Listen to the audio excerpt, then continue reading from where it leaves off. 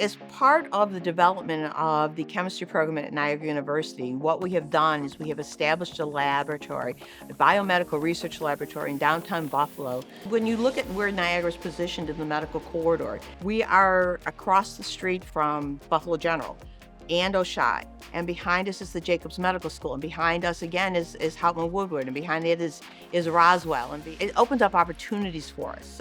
We're able to talk to people that may be able to do animal studies for us. We're talking to people that can help our students get into the next graduate school that they want to get into. I'm definitely getting a great experience, especially working in this research lab and at the Buffalo lab. My current research is on breast cancer.